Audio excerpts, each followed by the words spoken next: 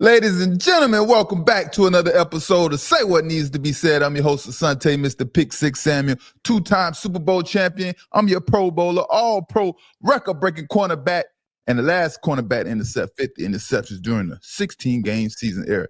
Happy holidays and happy Thanksgiving to everybody out there, man. I hope everyone had a happy Thanksgiving, man. You had blessings with your family, man. You broke bread with your family, man. I wasn't able to jump on because my family had me all tied up. I was cooking, I was washing dishes, I was driving here, picking kids up over there. And then once you get that itis and you get that stuffing, that collard greens, the ham, the turkey, man, it shuts you down, man. But hey, Bo Nix, he rose to the occasion tonight. Or did he rise to the occasion? Or was this game given to him? Because we got a lot to discuss. When I bring on 2-3 Drees tonight, and we have to talk about this game with the Bills, along with the Browns versus the 49ers, and Shedeur Sanders, and how he played today, and a few other conversations and topics that we have to get into. How you doing tonight, man? How you doing out there, Drees, man? How you doing? I'm doing all right, man. But you was over there cooking? I cook a little breakfast, man, and then I might put a little side dish in there. Might go to the grocery store and buy a pie and okay. front like I cook, But I make sure I stay far away from the kitchen on Thanksgiving. That's my day. I want all the meals that I require for my taste buds to be satisfied on that day. I must have the fried turkey. I must have the dressing, stuffing, whatever you like to call it. I must have collard greens. I also must have turkey legs. Okay. And cornbread. I don't do the macaroni and cheese, man. I'm not a big macaroni and cheese guy. No, man. I'm that gotta be on my plate. I don't like to deal with the cheese, man. I don't like to deal with the cheese. But let's get into this show tonight, man. Broncos versus the Washington Commanders. Hey, 402 yards total offense for the Broncos. Can't complain about that. But stats can be a little deceiving sometimes, like we like to talk about on Say What Needs to Be Said. 419 yards for the Washington Commanders, and this game went into overtime. And man, let me tell you, man, if y'all didn't watch this game to the very end, you missed a few exciting games today, along with this one as well, man. Keys to this game, man. Third down, man. Woo! Am I seeing this correct? 8 for 17, Washington Commanders. 7 for 15 for the Broncos on third down. Pretty tired there, man. Fourth down. Everybody was 100% on fourth down, man. Some teams went for fourth down and scored touchdowns on fourth down to win the game, man. We're going to talk about that game as well, man. Red zone, 3 for 5. I challenged Broncos, and I challenged Bo Nix to make sure he scores instead of getting field goals in the red area. And today he showed up a little bit. I mean, he did his thing. He did a little 1-2 step, man. Bo Nix, man. How do we feel about Bo Nix and how he played tonight, man? Man, listen, it's the first team to 10 wins. They on a 9-game winning streak, and every game they was chilling in the game. So Bo Nix is able to, like you say, you like your quarterback be able to handle when things get tough. I mean, he threw an interception late that could have cost him the game. But other than that, man, they got the win today, and that's all that matters at the end of the day. Broncos beat the Washington Commanders 27-26 in overtime. And the Broncos really didn't win this game. The Commanders gave them this game. Let's just be honest. Let's just call an apple and go ahead and bring the elephant up to the front of the table, and let's talk about it. Because if they don't knock down that pass and Mariota executes and floats the ball over his head when they went all-out blitz on fourth down, Mariota outplays Bo Nix. And even though Mariota and the Commanders didn't win this game, I still believe that Marcus Mariota might have outplayed Bo Nix, man. But I don't know. Yeah, I don't know about that, man. Listen, we're gonna get into it. We have to bring up and we have to talk about it. But every time I talk about the Broncos, especially when you let Marcus Mariota get this close to beating the world champion Broncos that everyone has already gave the title to, you know what I mean? How long will it be before Sean Payton is tired of Bo Nix? How long, y'all? How long? I know everything is going great. Everyone seems excited. Hey, but Sean Payton, he wants greatness. You need to be executing day in and day out. And I don't see enough consistency coming from Bo Nix the way that Sean Payton expects. I'm just telling you the truth, man. I'm just telling you the truth. 29 for 45, 329 yards. Now, listen, that sounds great. That sounds great, but it's a little fluff in there. I saw about 3 or 4 elite big-time passes that Bo Nix made today. You know, he did make some outstanding passes today, along with a slew of terrible passes. Let's just say that. With no J.K. Dobbins, we got R.J. Harvey back there, man, UCF alumni. 13 carries, 35 yards. Not the usual Broncos running attack. Cortland Sutton, 5 catches for 62 yards. And then we got Marcus Mariota, 28 for 50, 291 yards. 1 interception, and man, that interception, man, make you scratch your head. Like, what was he doing? 1 touchdown. Zach Ertz, man, he let us down, man. If he let his team down, he had 2 opportunities to make 2 big plays, and he couldn't come down with the football. That's Zach Ertz, man. In the running game, Chris Rodriguez, 10 for 42 and 1 touchdown, right? But how long will it be before Sean Payton is tired of both? You was talking about Marcus Mariota interception. Bo Nix interception was bad too. It was straight to Bobby Wagner. Both of them they are on the same level. They basically are the same quarterbacks that play on the same level. Now, don't get it twisted. Just because Bo Nix won this game, yeah, I'm gonna give it to him. Bo Nix outplayed Marcus Mariota. I'm not gonna start no trouble, and I'm not gonna patronize y'all Broncos country out there tonight. You know what I mean? But the last time the Broncos played, I thought Bo Nix did some good things, you know, to win the game against the Chiefs, right? He came up big. He made some big plays. But I said I wasn't convinced. I wasn't convinced just yet Bo Nix was like that, or he was him, or any of those things, right?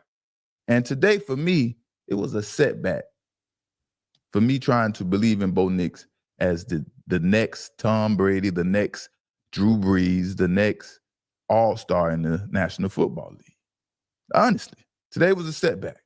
Now, against the Chiefs, I was riding that coattail. And like I said, I saw some wonderful things he did just as well as today. You know what I mean? And I'm not the brightest man in the world. I never claimed to be. But it seems to me without J.K. Dobbins and that dominant running game the Broncos are used to having, Bo Nix struggles to get the offense going. It was a struggle. It wasn't easy as they're used to running that offense with J.K. Dobbins back there.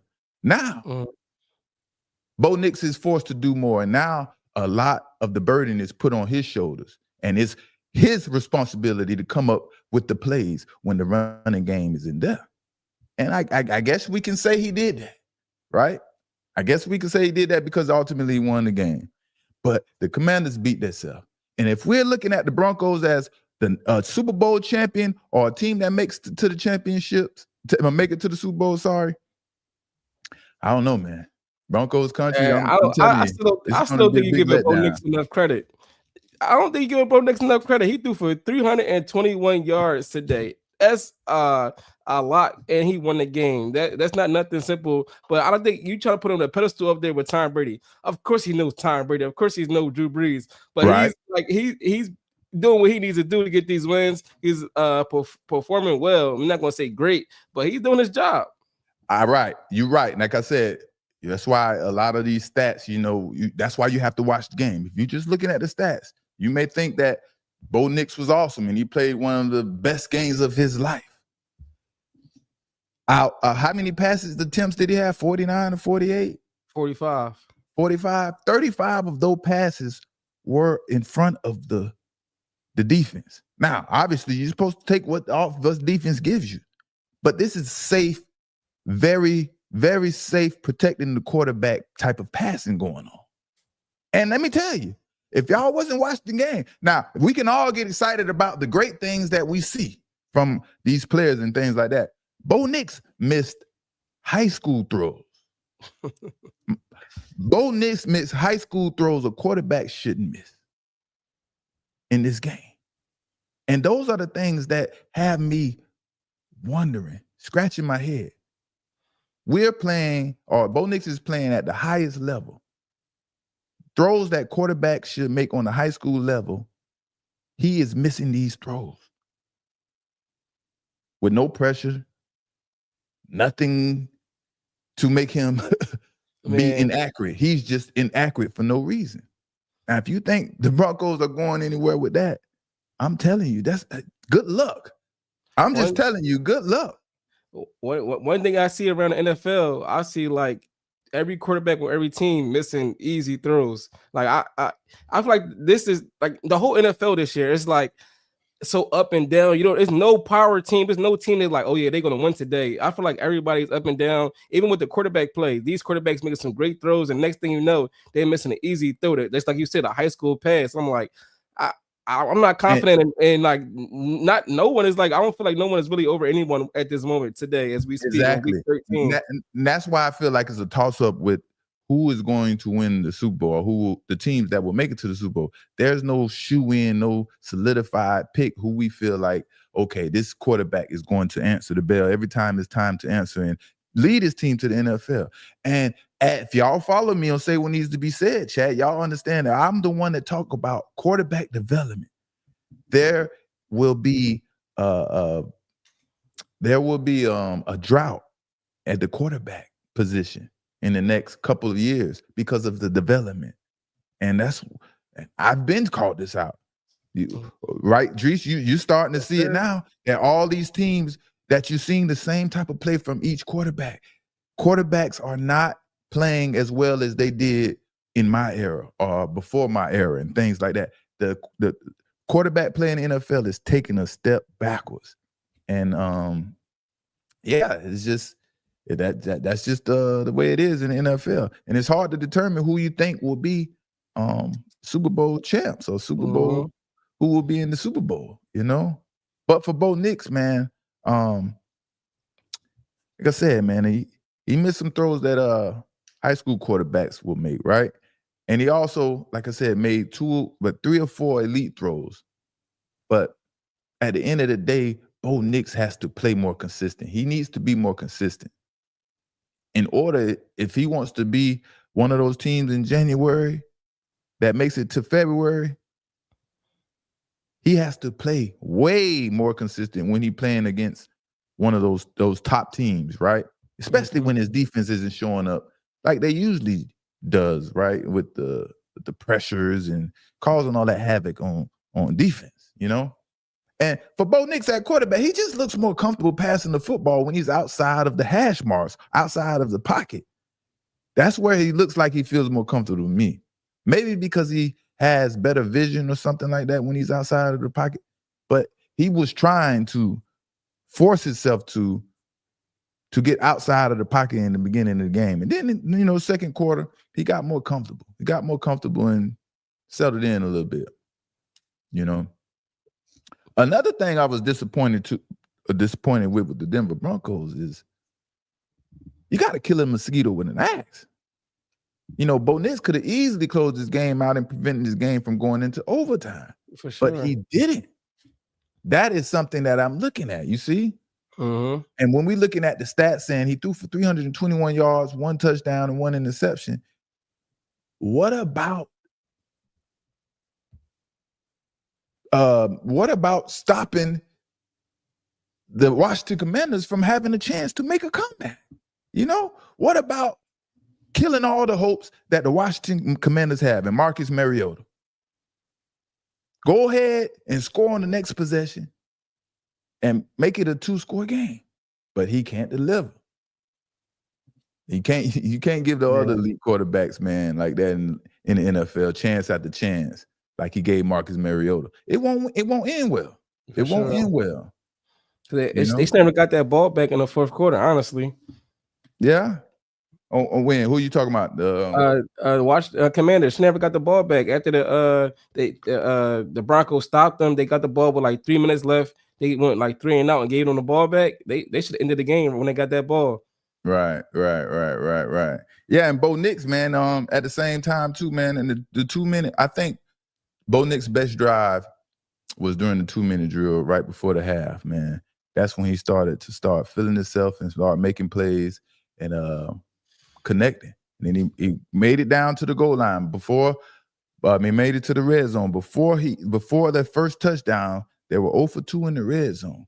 And Bo Nix, he scrambled and tried to roll out of the pocket. And it was just like he just zoomed the ball in there. He looked up and saw someone and made the play, man. He made the play. It was an outstanding play. I don't remember who caught the first touchdown for the Broncos, but, they showed up.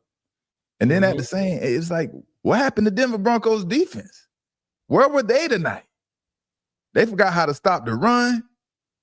They forgot how to rush the quarterback. And they forgot how to tackle tonight. This is the Washington Commanders without Jaden Daniels. They were supposed to dominate this team. Mm-hmm. The pass rush completely disappeared against the Commanders. It looked like Marcus Mariota had more time in this game than he had in the other game. And the Broncos supposed to have the number one rushing unit in the NFL. And they do. But, tonight, they didn't show up like they usually did. It was all on Bo Nix, man. Bo Nix need games like that. He needs games where it doesn't seem like nothing is going right. The running game isn't executing. The defense can't create the pressure and the turnovers along with whatever else they create. And I need to show up and make plays. And, Bo Nix kind of did that for the most part. Yeah. Got a lot of help from the Commanders, though, man. Got a lot of help from the Commanders. And the refs, man. It was some bad calls going on with the refs. Oh, yeah, for sure. That what was it? Intentional grounding? Yeah, they called it intentional grounding. Like, the rule is you need to be outside of the pocket and then throw into someone, Mm-hmm. and it had throw into a receiver in the area. But missed that call. And it was some more calls. It was like two more calls. It was like, what was going on, man? I can't remember it right off the rip, but yeah. And then, like we say on that interception for Marcus Mariota, can anyone, for the life of me, can anyone explain what was Marcus Mariota trying to do when he threw the football directly to Dre Greenlaw? That interception. What was he trying to do? Maybe trying to throw it was to the sideline. Mariota trying to do on that play. I mean, it was the only thing I could think of. It was like to the sideline, and he got hit as he was throwing it, and it was probably short. Maybe trying to throw it away. I don't know. I don't know if he was trying to force it in there because there was no way he's completing that pass. if I had my money on the Commanders, I definitely would feel like Marcus Mariota was trying to blow the game. He was point shaving. There was no way he's going to complete that. What in the world was Marcus Mariota doing? And it's crazy because Mariota, man, he could be a really good quarterback if he get rid of get rid of that scary nerve he has that comes out, comes out of nowhere where, he just all of a sudden panics in the middle of the play where no one is even threatening him. Like, if he could get rid of that panicky mode that he gets into sometimes, like, he would play really, really good. He would be a really good quarterback. But sometimes he just gets like that, little fidgety, a little antsy, like he did where he threw the interception. But once he got that out of the system, he was pretty good. Mm-hmm. He was pretty good. It's just like he just get panicky for no reason, and then he jumps and throws the football, makes everything much worse. Like, what are you doing, bro? A jump pass to the sideline. Like, I know he was trying to throw the ball out of bounds and get rid of it and avoid the sack. But man, he misjudged that. He mistimed that big time. You know what I mean? And I don't know, man. I don't know how that catch Treylon Burks, man, stuck to his hands. But that was a hell of a catch. That catch has to go down top 5 all time, man, from Treylon Burks.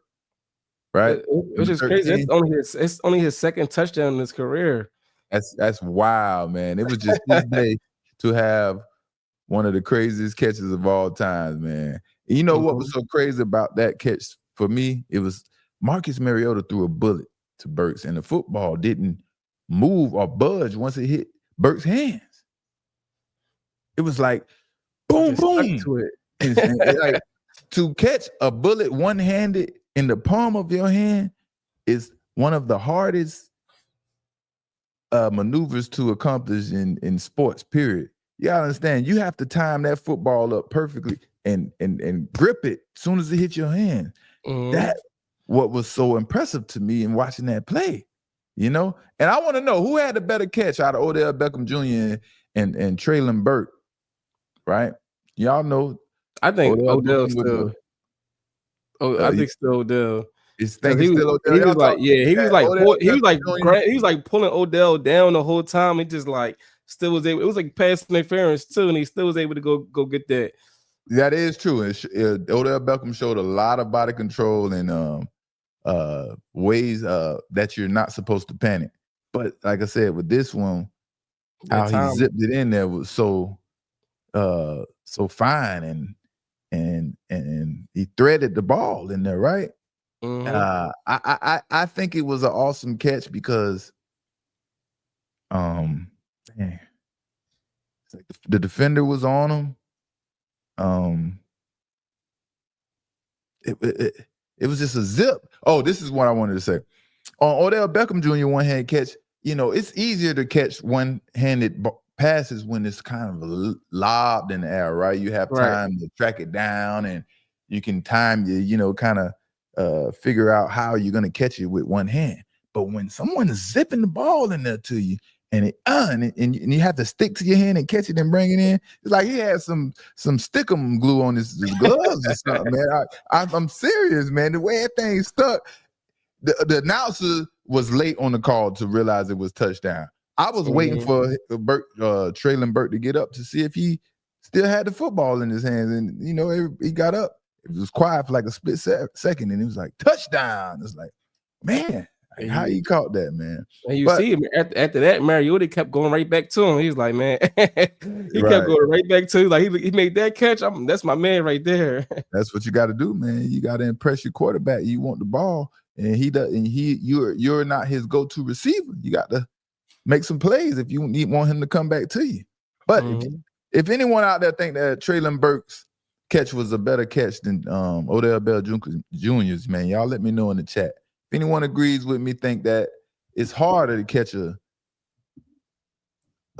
bullet. I mean, a straight, he threading a needle with one hand, whereas Odell Beckham Jr., he had time to, track the ball down, size it up, right, catch it with one hand. Both of them were outstanding catches. Both of them top 5 all time. Man, in my opinion, I don't know if everybody else would agree with me with the Traylon Burks catch, but I definitely do, man. Thank you, man. It's a top 5 of all time. But yeah, man, Washington Commanders gave the Broncos everything they could expect tonight, man, and that was a pretty good game. And I can't lie, man. And it was funny because the Washington Commanders came out first, dominating in the running game. And it was like they was giving the Broncos a taste of their own medicine. And where were the Broncos? Where were the Broncos? They could not stop the run, or they couldn't show up like they usually did against anyone else. That first half had me, I was like, wow. It was a lot of design runs for Marcus Mariota too. And he was running it like he was back at Oregon. Yeah, man. I think it was on a 4th down, I think, or something attempt. It was 1 for 1, so they converted all their 4th downs. But man, shout out! Hey, I like Marcus Mariota, man. He did a hell of a job today. I think he could be a really good quarterback. He has some scary tendencies and panicking issues that he get going and with inside of him. He get rid of those, man, and stay calm and know how to read the pocket, man. Marcus Mariota be good. He's been around for a while, man. But he had plenty of chances to be a starter. So he had plenty of chances, man. But he did a good job today. But Bills versus the Steelers. Oh man, the Buffalo Bills beat the Pittsburgh Steelers 26-7. and 372 yards in total offense for Josh Allen and the Buffalo Bills. Only 166 total yards in offense for the Pittsburgh Steelers. Aaron Rodgers, I think it's about that time for the brother to hang it up. He had an awesome career. Third down, Buffalo was 8 for 15. Steelers 3 for 9. Fourth down, conversions 2 for 2 for the Buffalo Bills. 0 for 1 for the Pittsburgh Steelers. And Josh Allen didn't have to be Superman tonight. That's what I like today. That's what I was most impressed with in this game with the Buffalo Bills. A lot of other players showed up. And you see James Cook had 32 carries for 144 yards. He was the main reason that Josh Allen didn't have to do too much or be the Superman that he usually has to be for his team. You know what I mean? But I think it's about time for Aaron Rodgers' old self to go on ahead and hop in someone's booth and start his broadcasting career. I mean, when I say old, though, I mean old in football years. Mm-hmm. It's time for old man Quillez to give it up, man. You know what I mean? Yeah, for sure. They had about you said the end of the game with 162 yards, but in the fourth quarter they had about 92 yards in like the middle of the fourth quarter. And that's no good for an offense to have 92 yards in the fourth quarter and not be able to move the ball at all. Are you used to seeing stats like this from Aaron Rodgers? 10 for 21, 117 yards passing total, no touchdowns. And then we can't even put DK Metcalf up here because he's a non-factor. He's a non-factor. Three catches for 32 yards. He is mostly part of the problem. Or he is most of the problem. Did I say mostly part of the problem? He is most of the problem, you know? At the end of the day, Aaron Rodgers needs someone to throw to. He's used to having elite receivers that can suddenly get open, like I said before. DK Metcalf just can't provide that for Aaron Rodgers. And DK Metcalf is the reason Aaron Rodgers is looking so old because he keeps trying to throw DK Metcalf the football and he is not even getting the ounce of separation, especially when he's going against press coverage. And as much as Aaron Rodgers still wants to win, man, he just doesn't have the talent at receiver to make things happen. He just doesn't have it, man. If you look over at George Pickens have more receiving yards than all Steelers wide receivers combined. So I mean, they probably let him go for disciplinary reasons, other reasons that we don't know about. But him over there in Dallas got more yards than all the receivers, and I know like Aaron Rodgers wish he had more options over there at receiver. Exactly, man. It's like I know it has to be very frustrating for Aaron Rodgers dealing with trying to get the football to DK Metcalf, you know? And it's like, big as DK Metcalf is, big and strong as he is, it's like the basketball players. I don't know how many of you all play basketball, right? You know, you playing middle school ball or high school ball, you have, you know, a couple of 6 foot players, the 6'2" players that play point guard and play 2 guard. Then you have the 6'9" and 6'8" players who play forward and center and things like that. But there's always that one 6'8", 6'9" guard. I mean, 6'9" forward that wants to come play guard with the 6'2" players. And that's the problem with DK Metcalf. Big and strong as he is, he tries to play finesse football. Finesse football at the line of scrimmage, thinking his fast twitch muscles can shake DBs at the line of scrimmage when he should be playing physical as possible, like Michael Irvin, like the physical receivers to get off the line of scrimmage. He should be making contact and throwing, manhandling DBs left and right. But instead, he thinks he has the agility and the quickness to get open suddenly, and he doesn't. And that's the problem with him and Aaron Rodgers. Aaron Rodgers continued to try to look for him, and then he just makes everything look terrible and old and outplayed and outdated and everything else, you know? Yeah, I seen, and also not even just with DK Metcalf, but with Calvin Austin the third. I seen like Aaron Rodgers tried to do him like a fade on a bigger corner, and it was just like he had no chance to go get that ball. It's like he don't have the receivers that usually match Aaron Rodgers' style. It's like it's like the Yeah, opposite of what he's really used to at wide receiver. And sometimes like those different styles and all that stuff matches is make the team better. I right. don't, you know what I mean? Hmm. At the end of the day, he probably should start throwing the ball to Darnell Washington, man. That big 6'4", 300 pound tight end that he has, man. Because I'm sure he'll get the job. Was he 6'8", 300 pounds, 6'8", 300 pounds? That is an awesome target. He will catch the ball and he's gonna be open basically. Get the ball to him, man. He's the lead receivers today too, 45 yards. Exactly. That should be an insult to DK Metcalf, man. He should feel bad about himself. And then the Steelers defense, man, is the worst it has been in years. It's the worst it has been in years. They let the Buffalo Bills rush for record numbers on the Steelers tonight in their stadium. Over 200 and some yards rushing. Man, that's bad. Mm-hmm. And I'm not used to seeing Steelers play ball like this, man. But yeah, like I said, man, it was crazy because Josh Allen didn't have to play like Josh Allen usually had to play. And that was unusual for the Buffalo Bills. I'm sure he wasn't used to having to take a step back and letting everyone else shine that was shining tonight. You know what I mean? Mm-hmm. And for James Cook, those 144 yards that he rushed for today, those were the smoothest and the easiest 144 yards I seen anyone gain at running back, man. I mean, Steelers defense, they played no contained football at all. Mm-hmm. I mean, Cook was able to easily just bounce right outside for positive gain over and over and over. As soon as he got the ball, he just bounced right outside and just had his little smooth run, man, and gained his yardage, man.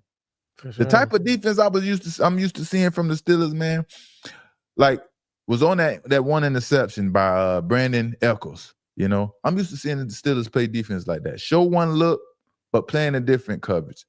And then they're showing, you know what I mean? So they show one look, but they play a different coverage than they was actually showing. That's the kind of defense that I'm used to the Steelers playing, and it created a turnover. And also I'm used to them having two big physical guys at the nose guard position that straight stuffs the run. You don't even have a chance to run the ball up the middle. It's totally different now, It's totally different. That's crazy to have, all these backs have a field day on the Pittsburgh Steelers. And I'm totally not used to it, For sure. I bet. Well, I guarantee you, man, we will see an entire different team next season from the Pittsburgh Steelers. Excuse me. They're going to enter a rebuilding phase after this season. They will rebuild that roster. Trust me. I mean, there's so many positions that need upgrades for the Steelers. Of course, starting at the quarterback with Aaron Rodgers. He's old. It's inevitable. Can't play forever, right? Right. And then they got to get rid of a DK Metcalf or get him some help on the side of him and use him differently, maybe in the slot where he doesn't have to deal with press coverage as much because he's not helping playing the X receiver, I think the defensive backfield is pretty solid. That's the strongest point on the team, but everywhere else they need to get upgrades and get new bodies in there and different type of energy, So who wins the AFC North this year? Who we got in the AFC North? We got Pittsburgh, the Bengals, the Ravens, and Cincinnati. Yeah, and the Browns. Man, that's a toss-up, man. I mean, it's hard not to say the Pittsburgh Steelers and Aaron Rodgers isn't going to win it, but it's a toss-up, man. It's just like we talked about with these different quarterbacks in the NFL now, man. The quarterback play is so skeptical and streaky that you don't know who is going to be playing consistent, So it's kind of hard to tell. But right now, They I have to tied look right at their now. schedule, man. Ravens and Steelers are both 6-6. So Yeah, they and how many tied right now. and do they play these last 5 games, the Ravens versus Steelers? Let's But it's see. kind of a toss-up, man. It's like you said, it's so tricky, but at the end of the day, I think the Steelers will pull off. They actually played the last game of the season. Yeah, I think the Yeah, Steelers will end up winning the division, man. I think They play next week and the last week of the season. So they actually played twice. that's how it goes. A lot of teams play twice, man. When we talk about the end of the season, you talk about the division, man. But yeah, we'll see, man. Be prepared to see a new roster for the Pittsburgh Steelers next year, and you might see Mike Tomlin going as well, man. He's had a hell of a career as well. He's been there 29 plus years or 20 plus years. I don't know how long it's been, but he's been there for forever, right?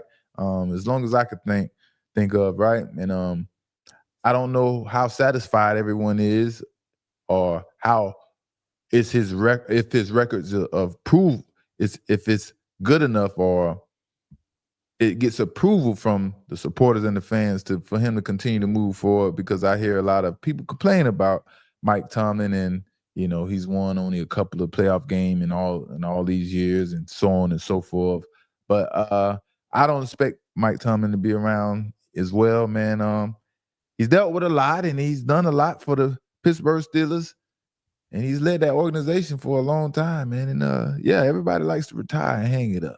So we'll see, man. We'll see how much. Mike Tomlin, he every year he's over above 500. So he got this year he got a chance to be like the longest winning team, but he's been losing in the first round of playoffs for like the past 10 years. So, you can't keep on having winning like a good record. Well, not good record, but a winning record. But then you lose in the first round of playoffs. People want more production. Like you can't just keep showing up and not showing up. Yeah. So I mean, the Rooneys, I think that's the owner's name for the Pittsburgh Steelers. The Rooneys, man, they have a certain way how they system of how they run their organization and run their business, man. They don't like to hire and fire so quickly, man. They like to build with the people they hire and free agents they sign and things like that. So they're not quick to make moves. They like long lasting relationships. So I don't know how much longer Mike Tomlin is going to last, but like I said, be prepared. Don't be surprised if you see Mike Tomlin, this being Mike Tomlin last season coaching Pittsburgh Steelers. I don't foresee him coaching anywhere else if this is his last season for the Pittsburgh Steelers. So we'll see, man. We'll see. Shout out to Mike Tomlin, man. He signed my son out there, man. My son, AJ Asante Samuel Jr., number 22 for the Pittsburgh Steelers. He was able to get out there in the game, get his feet wet, get his first contact in years, in a year, I guess, man. And I know that felt good, man, for him to still feel like he can do it and get back out there and do what he loved, man. But yeah, let's get into this, man. San Francisco 49ers versus the Cleveland Browns.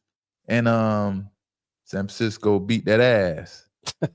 26-8, man. It's the truth, man. San Francisco beat that ass 26-8. The game was close in the first half, man. San Francisco and Cleveland, man, they was pretty much total when it came to total yards on offense, right? Third down was a big difference in this game, man, for San Francisco, and potentially was the reason San Francisco won this game. They went 11 for 17 on third down, while Cleveland went 3 for 11. Cleveland was 0 for 4 on fourth down. They was forced to go for it towards the end of the game because they was so far from behind. And in the red zone, 3 for 5 for the San Francisco 49ers, 0 for 0 for Cleveland Browns. And Shedeur in his second start, man, of his career against the San Francisco 49ers. It wasn't easy. It wasn't easy for the kid. And the first half, it went pretty smooth. Everything was going smooth, besides the first series of the game when Shedeur missed a big opportunity to hit Jerry Jeudy, man, on that post route. That would have changed the course of that game, man. And I'm not sure whose fault it was, right? Obviously, it was a broken play, and it was kind of adjustment in that play. But to see Jerry Jeudy on the sideline, I seen clips of Jerry Jeudy on Twitter like he was going off on Shedeur on the sideline, whether it was that play or another play. As terrible as Jerry Jeudy has been playing, and him not stepping up for the young rookie quarterback, he shouldn't be saying nothing. He shouldn't have nothing to say bad about anyone, anything anyone did on that team, especially your young quarterback. And the aggression he had towards Shedeur Sanders, I know a lot of people wasn't feeling that. You know what I mean? Mhm. And that play, man, that play could have went for a touchdown for sure. Yeah, but they had I mean the win out there was kind of crazy. I don't know how much blame you could put in the win, but it was like between 30 and 50 miles per hour wind gusts, and deep passes like that, the wind definitely can affect that. So I don't know if that was a cause of like it was like this much off. It could have been a completion, it could have been a touchdown, like you said, but man, I don't know if it was the win or not. But that first half, I felt like the Browns should have took the points on those first downs. You got the young quarterback playing against a good defense, and I thought you should take the points on these. A lot of these games we watch around the NFL. We talked about this like a few episodes of these fourth downs. Like they treat first downs like first downs these days. Like they're just going for it and not taking the points. And I feel like that would have helped the Browns as well because they could have had 6 more points on these field goals. Yeah, I think I agree, man. It was pretty windy out there, man. I seen the ball get kind of pushed out of the end zone on Brock Purdy's end as well. And it looked like that may have happened or could possibly have been the reason Shedeur couldn't have connected with Jerry Jeudy on that play. But at the end of the day, there is no excuses, man. We can't have any excuses in the NFL, and that's just the way it goes, man. But I'm just upset, man, to see Jerry Jeudy think he has the right to go off on the young stud, Shedeur Sanders, man. And he's out there doing everything he can, man.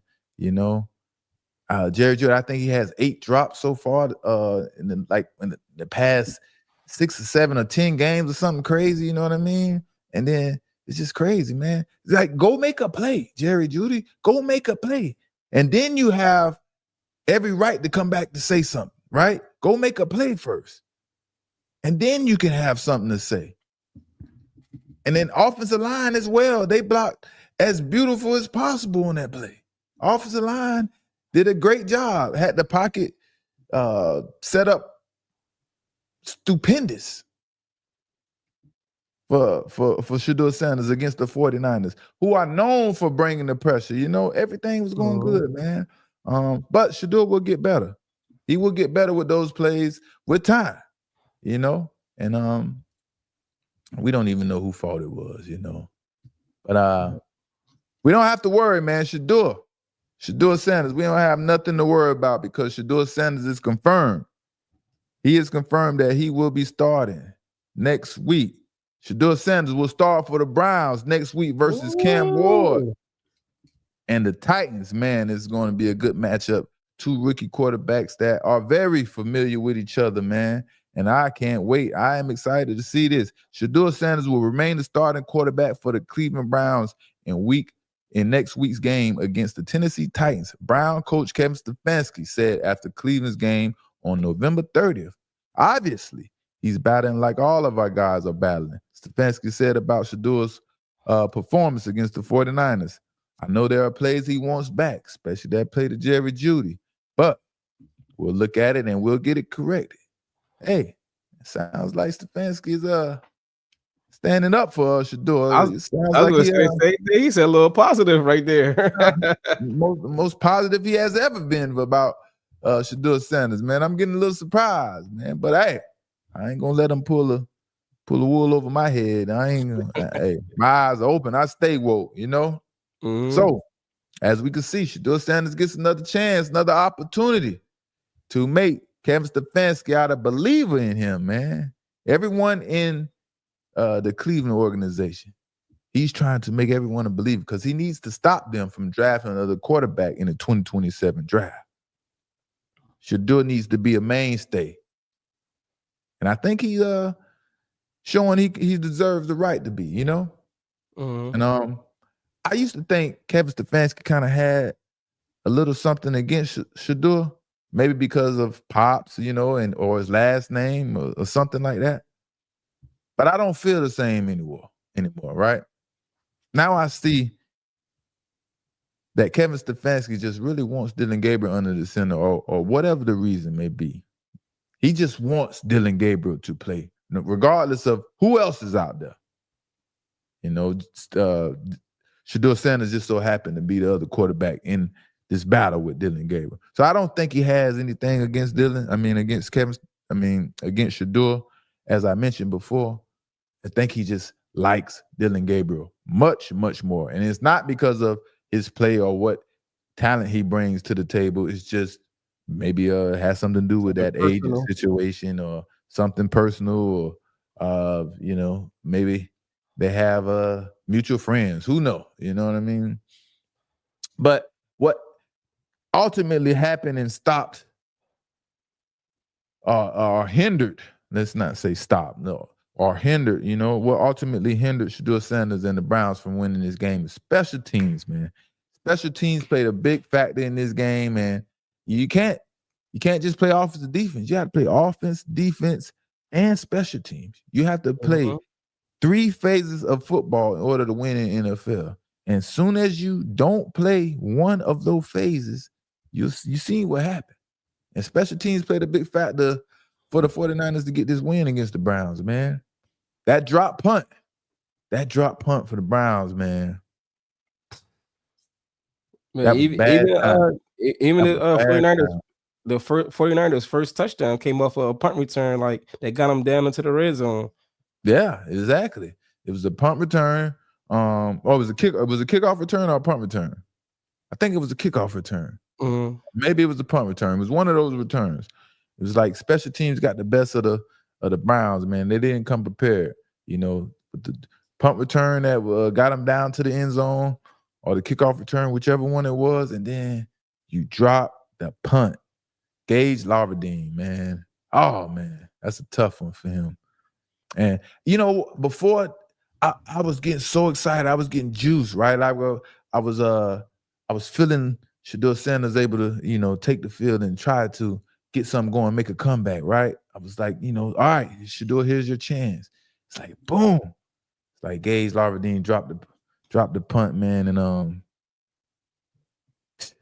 like that's when the momentum, obviously, for the 49ers kind of kicked in. They got another touchdown, and I think they went up by 2 scores on the Browns, and it kind of changed everything for Shedeur Sanders, man.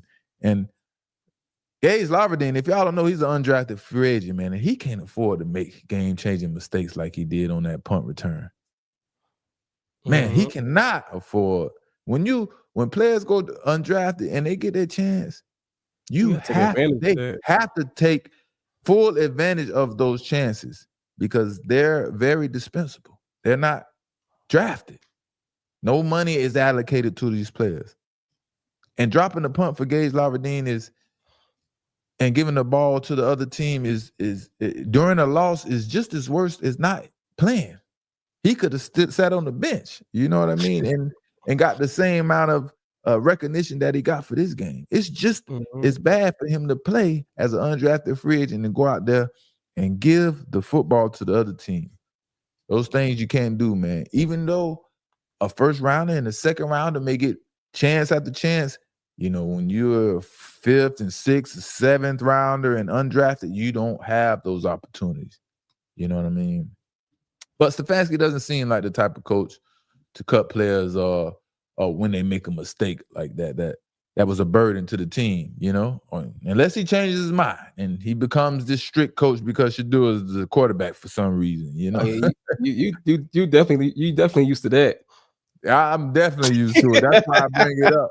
I know other players aren't used to it, and things. They see people talking about it. Like, what do you mean? Like, some players never even really seen players get cut during the season off the team. Like they seen the automatic transactions with practice squad players and things like that.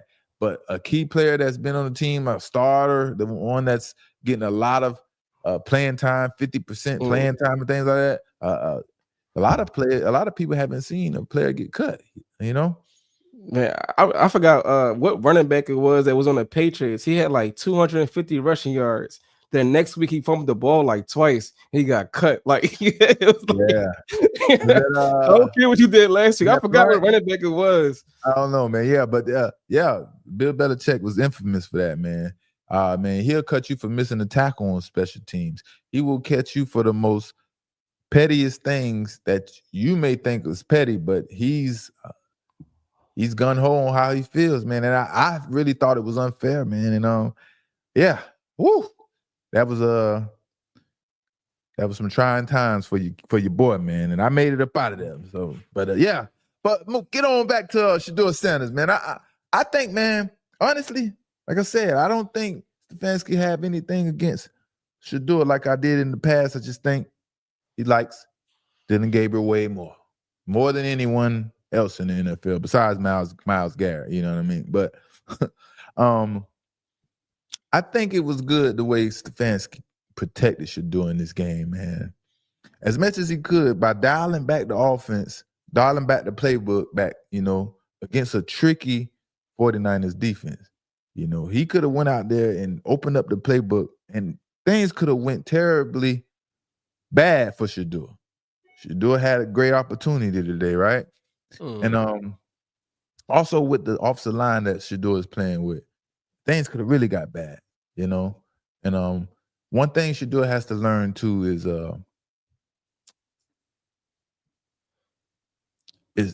Shedeur loves to hold the football, right? He loves to hold the football because he wants to make something happen. And it seems like he wants to make something happen every play, like every chance he gets.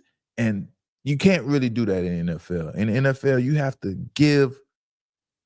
get what they give, right? You have to take what they're giving. And then when it's time to make a big play, you take your shot. But Shedeur, he's used to going for the big play or the juggler play after play. And he has to learn, man, when it's time to get rid of the football, it's time to get the football out of his hands. In the NFL, he got to build that imaginary clock in his head that goes off after 3 seconds, and it's time to make a move. Either I'm going to take off with the football or get rid of it.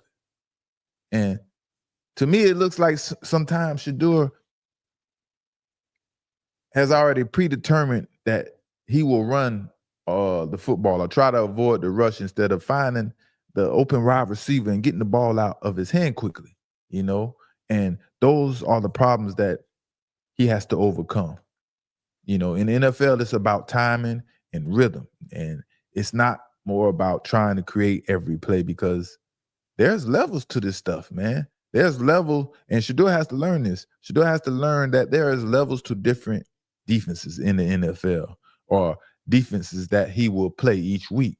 And just because he does one move 1 week and spins out of the pocket against the Raiders or the Tennessee Titans, it doesn't mean that it will work against the 49ers, because they have more athletic defensive ends and a more athletic front than other teams. So these are all the different type of things that Shedeur has to learn being a rookie in the NFL, right? And that's what sucks for Shedeur because he's getting such a late start.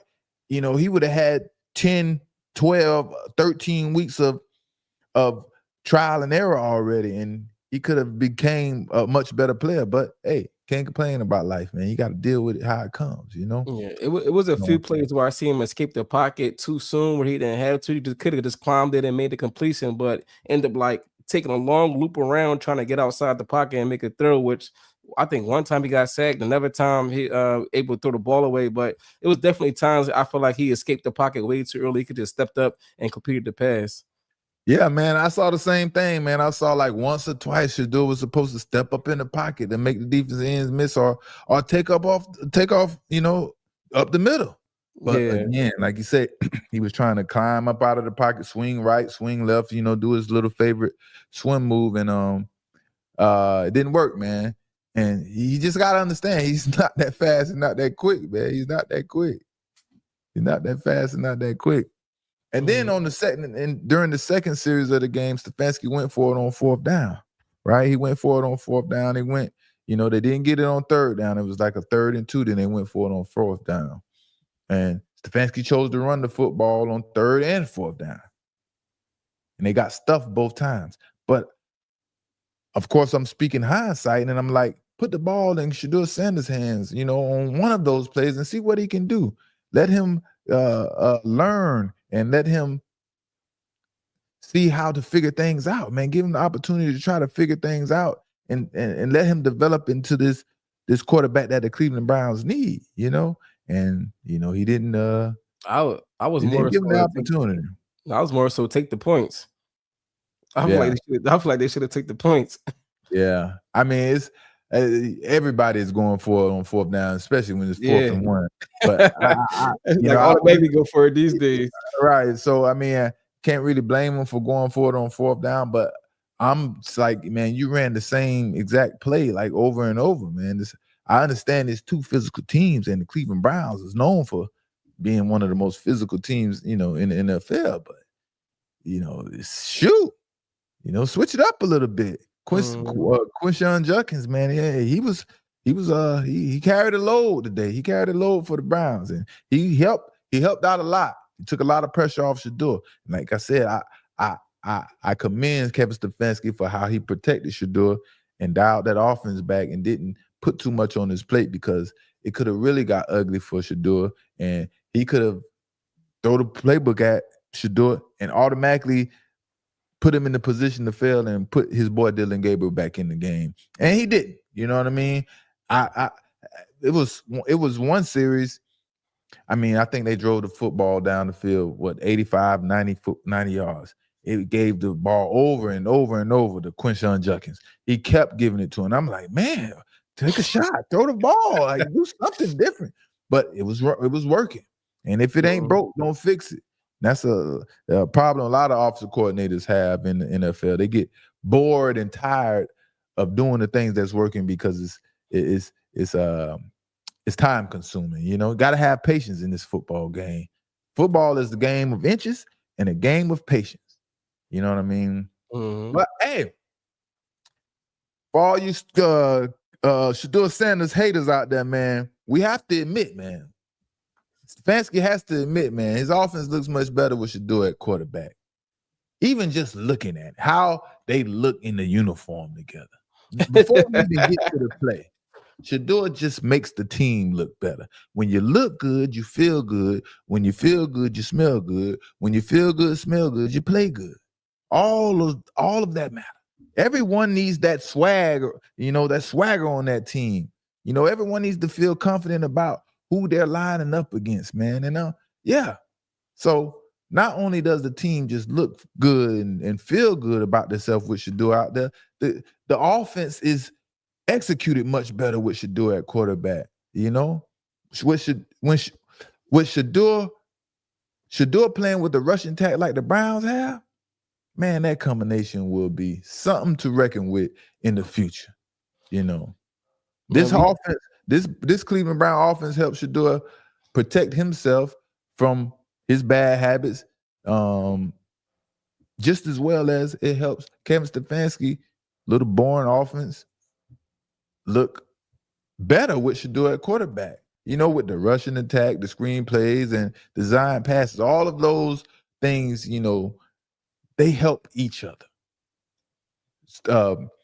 I think Shedeur needs to be protected from himself sometimes because, like I said, he wants to go for the gusto every chance he gets. He doesn't understand that, okay, 5 yards here, 5 yards there. He won't do that all the way down the football field, but he can learn and grow into that. And just overall, Shedeur makes the offense better with his accuracy and the deep ball potential that he has. That's just the truth. Way better than Dylan Gabriel. So we seen those the same screen passes have been complete and have been positive yards, especially on some big plays. Some of the third downs they bring the blitz. He's completing these screens. We seen those same passes get missed by Dylan Gabriel. Some easy.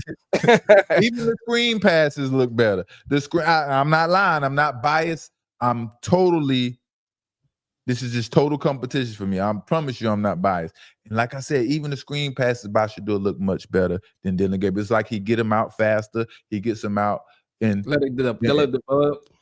Yeah, he gets it in the motion that the receiver is running to is like he doesn't break the stride or anything like that. They're able to catch the ball and run immediately. You know what I mean? Everything is flowing better. That's what you call execution in the NFL. Shedeur, he goes out there and execute. Yes, Dylan Gabriel can throw these 2 and 3 yard passes all game, play action, because that was the type of offense he ran at Oregon. So he is used to that. But when you have to do much more than that if you want to win in the NFL. At halftime, the game was so good. Shedeur was doing his thing, man. Shedeur was 8 for 11 and 96 yards with 1 touchdown. 0 interceptions, only 1 sack at halftime. Brock Purdy was 9 for 15, 115 yards, and zeros all across the board. No touchdowns, no sacks, no interceptions, none of it. It was a real battle. It was like it was a man. I can't. That's what I'm saying, man. If they would have took those points, man, he was managing the game and playing how he needed to play. You know, and it was like, man, that freaking fumble really messed Shedeur's chances up, man. To really start his legend, man. To start his legend, man. If think about it, if he comes back against the 49ers and wins that game, oh man, that's all you hear all week over on ESPN, on TV, on sports radio shows. It's the legend of Shedeur, man. But instead, we want Brock Purdy to be the next legend, man, and we want Drake May and along with the other people, man. So Shedeur, man, you got to keep fighting, man. And Brock Purdy, man, I can't lie, man. Brock Purdy managed the game pretty good. And he stepped up in key situations as well, man. The Browns defense is not a defense that is easy to overcome. That defense is tough to deal with. I mean, tough to deal with. And it's not an easy defense to overcome. Mm-hmm. But Brock Purdy, man, Brock Purdy, he made some impressive throws tonight. And yeah, Brock Purdy, man, was 16 for 29, 168 yards, 2 touchdowns, 0 interceptions. I think he showed up big during right before the half, get some points on the board. And Christian McCaffrey, you know, always solid. The 3 horsemen right there: Christian McCaffrey, George Kittle, and Brock Purdy. But the Browns pretty much kind of shut them down. It was kind of a shutdown thing in my eyes, you know. Mm-hmm. Christian McCaffrey, I think he probably had close to 100 yards total offense. I think he had about 40-some yards receiving, and then he had the 53 yards rushing. But, man, if they could do this game, if this game was played all over again, Shedeur Sanders hit Jerry Jeudy. Jerry Jeudy runs the correct route. The wind isn't blowing. Whatever the situation is, they hit, they connect. Jerry Jeudy goes for a touchdown. That play right there just changes the whole course of the game. Maybe Gage Larvadain doesn't drop the punt return. And I don't know, man. But that's why you can't never that's what it is, man. Sometimes in NFL, it's just a few plays that can switch everything up, man. It could be something simple. This is that missed pass, and then next thing you know, they come down and get a touchdown and then put the lead up a little bit higher. It could be the simplest things that could turn the whole game around. Take that one little play back, man. You never know what's gonna happen. Anybody familiar with Jauan Jennings, man? Jauan Jennings is causing a lot of trouble in the NFL community, man. You familiar with Jauan Jennings, Dries? Yeah, man. Last week he got in some trouble. I mean, with the got punched in the nuts, trying to fight afterwards and stuff like that. Like, what is up with this guy, man? It's like, is this a mental crisis that we're going through, or is he embracing the culture of the 49ers and they're allowing him and enticing him to act this way? Because this is weird, man. Why is every week this man continuing to do things that no one is approving of? Like, it's weird. This is second straight week Jauan Jennings is out of pocket, man, pissing players off. Mm-hmm. Bro is a nuisance, man. We got to check him out, man. Bro is a nuisance out here, man. He is definitely a nuisance, man. And I can't remember his full name, but Shelby, the offensive tackle for the Cleveland Browns, man, he had a lot to say. And you could tell, man, when players speak about Jauan Jennings and his antics that he's going about after these games, these players are serious. They're speaking from the heart. It's not about football. It's like they want to take it somewhere else. But let's check them out. And I want that known. Like, Sorry about that. the nuts. He's a hoe, and I want that known. Like, I see why he got punched in the nuts, because that's some, like, he says some things that you should not say to another man ever. But like, I don't respect it because you say that, then run behind your O-line. That's some real soft shit, and I want that known. I see exactly why they punched the nuts. I'm surprised nobody punched him in the jaw yet. Straight up. Homeboy hot, boy. Jeez. At the end of the day, like I said, man, we're supposed to be like a brotherhood in this NFL world, man, NFL community, man. We like to keep it between the lines. We don't want this stuff to carry off the field. Most of our competition needs to stay on the field and in between the line, and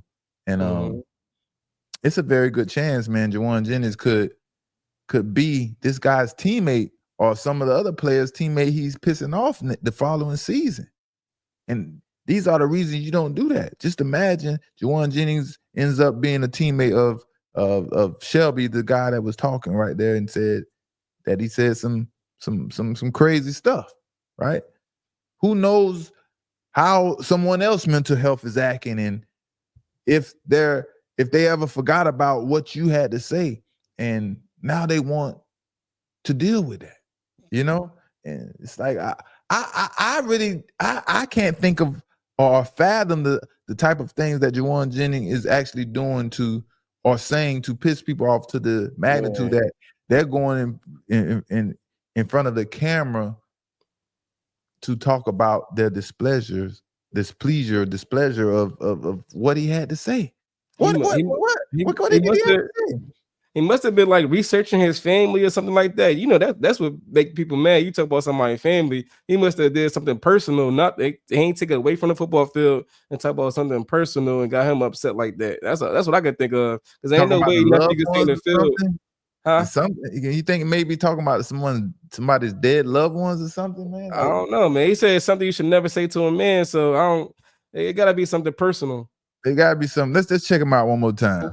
And I want that known. Like, I see why he got punched in the nuts, because that's some, like, he says some things that you should not say to another man ever. But like, I don't respect it because you say that, then run behind your O-line. That's some real soft shit, and I want that known. I see exactly why they punched the nuts. I'm surprised nobody punched him in the jaw yet. You could tell homeboy is hot and serious about that, man. Whatever Jauan Jennings had to say.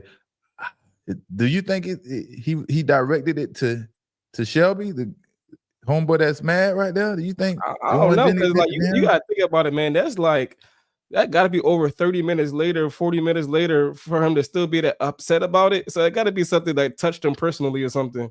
Yeah, man. He's like, man, yeah. I just hope, man, someone have a talk with Jauan Jennings and tell him to cut this foolishness out, whatever he's doing. If you're talking about family members or people's situations that are dealing with misfortunate situations, man, you are dead wrong, man. And I don't understand, what is making him stoop or making you stoop that low, bro. Like, cut it out, man. It's like NFL is supposed to be a brotherhood, man. We supposed to be here for each other.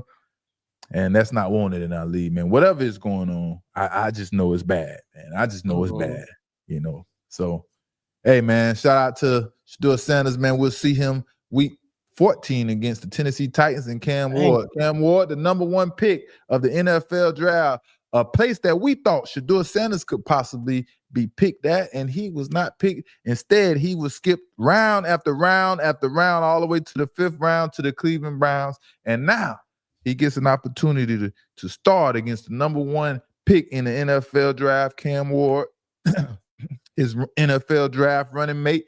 And it's going to be an exciting game. It's going to be a lot of publicity, and it's going to be about the 2 rookies going head to head. And I can't wait to see. I predict Shedeur Sanders have an awesome game because their team is going to be way more dominant than the Tennessee Titans, especially on defense. So I expect Shedeur Sanders and the Cleveland Browns to go out there and be victorious. Tennessee Titans, man, they have a lot to work on and a lot to fix heading into next year. So this year is pretty much a wrap. look for them next year. Cam Ward, he's gonna still fight hard, but don't be expecting nothing until next year, man. Hey, listen, man. Listen, this week it's been 7 upsets. It's been 7 underdogs that won games this week, almost 8 today with that the Commanders game. So, man, I don't know what's going on in the NFL. You got anybody winning games. And let's get to this next game. Colts versus the Texans. They got a division rivalry, man, and the 7-5 Colts against the 8-4. 7-5 Texans against the 8-4 Colts. The number one offense against the number one defense, man. And Colts put up 281 yards on the number one defense, and the Texans put up 364 yards. And to get this victory against the Colts, and third down, Colts struggled against, again, the number one defense. 3 for 10 on third down, and the Texans was 6 for 13 on third down. Both teams, over. Everybody want to go for it on fourth down. Both teams, over. And the AFC South, man, let me tell you, this division right here, man, AFC South. Woo! You know who winning it now, right? Jacksonville Jaguars. Your boy Trevor Lawrence. Jaguars is number one in the AFC South. Trevor Lawrence, another one of these quarterbacks who is all over the place and doesn't have consistency and not whatever. Somebody got to win. I don't know who it's going to be. Somebody has to win. So, but at the end of the day, man, I think these teams have to play like 2 games before the season is over. And that's just one. I think the Colts played the Jaguars twice. Last two games with three weeks. Colts and Jags play next week. Yeah, so they got another game after that as well. So yeah, I think that's gonna determine who's gonna be the division champ for the AFC South. They gotta go slug it out. But CJ Stroud was back, man, after being in concussion protocol for a game or 2. And he had to knock a little rust off at first in the beginning, man. He missed a few reads and a few easy passes he doesn't, or he shouldn't be missing at this point in his career. Let's just say that, because like we said, we've seen all type of missed passes that quarterbacks shouldn't be making, right? And his only interception in the game resulted in points for the Colts. Can't be giving up points. Can't be letting teams score points off of turnovers. That is a formula to lose. And CJ Stroud, man, he was able to hide, man. He was able to hide this game behind a banged up Daniel Jones and that number one defense he got, man. He didn't have to do too much. He was able to knock the rust off and get his groove back. Right? And I think CJ Stroud is another one of those quarterbacks who needs more talent around him, man, on the outside.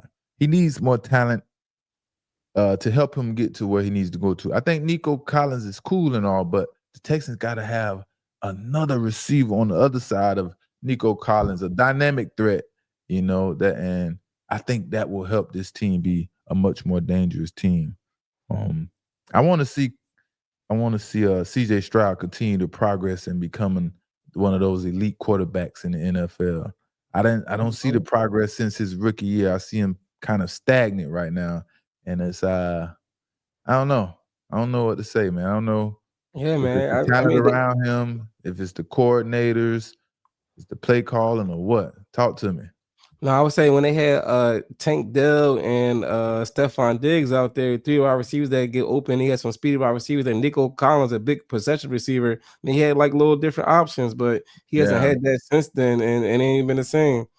Yeah, I think Tank Dell was the perfect example, man. He was the perfect wide receiver to be on the opposite side of, whoever, of Nico Collins.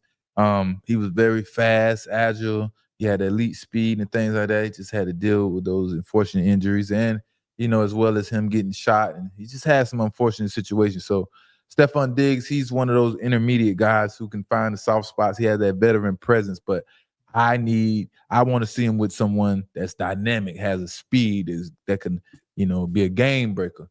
And that'll help him get over the top, But I wonder, man, let me Let me talk to you, chat. Y'all talk back to me. And I wonder, does Daniel Jones finish the drive and score the win if Josh Downs doesn't fumble the ball on that Colts last offensive play? Does Daniel Jones goes in and continue that drive and get the touchdown to beat the Houston Texans if Josh Downs doesn't fumble? I don't believe in it. You know, you don't believe. And it's like, let me tell you, man. Pretty much every skilled player, or almost every skilled player, is guilty of the play that Josh Downs was guilty of. Causing his team the victory. And all that is trying to make a play before the ball is secured or before you secure the catch. And when you trying to make a play before you secure the catch, kind of throws your concentration off. And when you don't concentrate, sometimes you get a little lackadaisical and don't finish the play. And that's all that happened to Josh Downs. He was trying to make a move before he secured the ball, And skilled players, man, we run and catch all day long. We throw back and forth. We have to catch so many passes that it's a routine thing, and it's just like it's inevitable. Like it's eventually going to happen that you're not going to concentrate and eventually just drop the pass because of a lack of concentration, because it's something that you do so often, so many times. So Josh Downs is one of those things they have to live with, and he's gonna have to, figure out how to make things better in the future. And here we go. CJ Stroud, 22 for 35, 276 yards.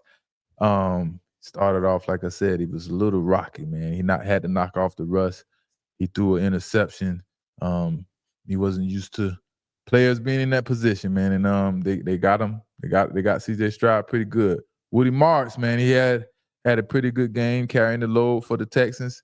64 yards on 19 carries, and Nico Collins, like I said, need to get that third on the other side of him. Daniel Jones played with a fractured fibula, and he went 14 for 27. Not so good against a top defense. And Jonathan Taylor, 21 carries, 84 yards, and Alec Pierce, Alec Pierce, 4 receptions for 78 yards. But you know what else I want to talk about? Daniel Jones. How many times did Daniel Jones play against Derek Stingley Jr.? And what did Derek Stingley Jr. do to Daniel Jones? Because Daniel Jones was terrified to throw Derek Stingley Jr.'s way. I don't think I've seen Daniel Jones challenge Derek Stingley one time in this game. I mean, one time. Do you understand what a quarterback has to go through to avoid throwing at a cornerback's way one time? Like, not one time. It's much easier to even just to try to complete a pass at the cornerback instead of avoiding the cornerback completely. I've been in games like that where literally you get avoided the entire game. It's so difficult for the quarterback to not look your way and not throw the football. I'm like, man, Daniel Jones is really terrified of Derek Stingley Jr. Did he intercept him this season? I haven't seen one yet. Right. You asked that question earlier about did you believe Daniel Jones going to drive down the field? I'm going to tell you, I believe more in Trevor Lawrence than I do Daniel Jones. And I already know how you feel about Trevor Lawrence. Oh, no. I believe in Trevor Lawrence more than Daniel Jones. I got to do my little spin. Oh, no way. Ain't no way you going. Hey, I'm not going with Trevor Lawrence over Daniel Jones. Mainly, I don't know. It's just like seeing Trevor Lawrence in the Jacksonville Jaguars uniform and knowing their history. It's just like I don't know. I can't believe in Trevor Lawrence. That playoff game.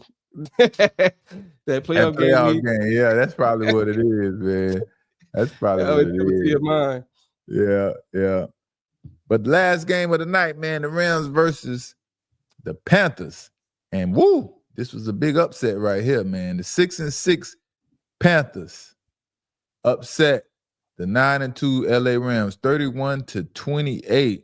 And man, This was an exciting game to watch, man. A lot of changes in the lead in this game, and a lot of good play in situational football. Good situational football play in this game right here, man. And Matthew Stafford, he lit it up. 379 yards of total offense. And Carolina Panthers, 358 yards of total offense. 2 for 5 on third down for the Rams, and 0 for 0 on fourth down for the Rams. This would be the deciding factor in this game. 3 for 3 on fourth down for the Carolina Panthers. And we're talking about a team that isn't scared to gamble, that gambled every dollar in their pocket at the casino, but hit big. Whew! They played a $5 parlay and came back home with $250,000. That's how big the Carolina Panthers gambled against the LA Rams and won, baby. Hey, they scored 2 touchdowns on fourth down. What they say, man, the bigger the gamble, the bigger the reward. 2 touchdowns on fourth down, not one. You talking about 2 touchdowns on fourth down. And this was the Bryce Young and Matthew Stafford. Bryce Young and Matthew Stafford was pretty much trading points in this game. It came a point that was going back and forth with the lead changes and so on and so forth, right? And I must say, man, Bryce Young is finding his way as a professional quarterback. It was looking very shaky and hectic at the beginning of the season. And on fourth down, Bryce Young threw a beautiful fade route to Jalen Corker on 4th and 3 to take the lead, to take the league initially, right? Then he came right back on 4th and 2 and threw a beautiful layers route. I mean, a crossing route, but he had to layer it over the defenders to drop it right in the basket to the receiver. 43-yard touchdown on 43-yard touchdown. And those passes were both elite passes. I'm talking about accuracy, the reading, having the patience, everything that you want to see in your young quarterback. You know what I mean? And on Bryce Young's second touchdown pass of the game, he had all day to pass the football. And when the game is on the line, usually we understand as defensive backs that the coach is going to leave us on the island and put the pressure on, but the pressure has to get home. But I think that was the problem for the Carolina Panthers. They put the pressure on the first fourth down. They sent the house, and Bryce Young hit him up with a fade. So now they come back again, and it's time to go forward on fourth down again. He doesn't want to leave his cornerbacks. The Carolina Panthers don't want to leave their defensive backs in man-to-man coverage because we just got burnt. So we fake the blitz and we sit back in coverage, and now there isn't no pressure. Bryce Young has all day to find the receiver because he didn't panic. And because they gave him all day, they paid for it on that last one. That was all Bryce Young. Bryce Young made the plays. He figured it out and struck, man, and executed. And Puka had a good catch too. That could have been catch of the year when he ran the field and just like snatched it back like that. When I don't know if you've seen it or not. Yeah, but Puka had a good catch in that game too. Yeah, he had a really good catch, man. He had a really good catch. And what's so surprising, man? What is this? The NFC? It is the NFC South, NFC North. What do we win? Which one? It is the NFC Panthers? South. This division. Yeah, the Panthers. Yeah, they South. It's so crazy that the Panthers and the Buccaneers, just like we talked about with the Jaguars, they have to face each other 2 more times before the season ends to determine the winner of the NFC South. And if the Panthers can somehow be the champions of the NFC South, man, that's going to shock a lot of people. I don't believe in the Tampa Bay Buccaneers. I know that's hometown to you. I don't believe. I ain't going for it. I ain't going for it. And this was a prime example. Go ahead. No, I was gonna say I think the Panthers are a good team, man. It was a few games where the quarterback play was down, but everybody else is doing good. And you can see, man, they 7-6 right now. Panthers is exceeding expectations. Yeah, I think they're a really good team as well, too, man. Like I said, in the beginning of the season, it looked like a shithole. I mean, it was selling $3 tickets to the stadium. Everything was bad. The owner, Tappy, I can't think of his first name. He was all over the place. Everything just seemed horrible. But they reeled everything. They reeled it back in and start making the right moves and putting the right pieces to the puzzle. And now they're 6-5, 7-5, whatever their record is, and they, things looking up. But this game today was a prime example of playing 60 minutes of football. And the Rams didn't come to do that today. They didn't play 60 minutes of football. You can't play 59 minutes or you can't play 58 minutes of football and expect to win these close games in the NFL. You have to play it all the way through 61 minutes of football.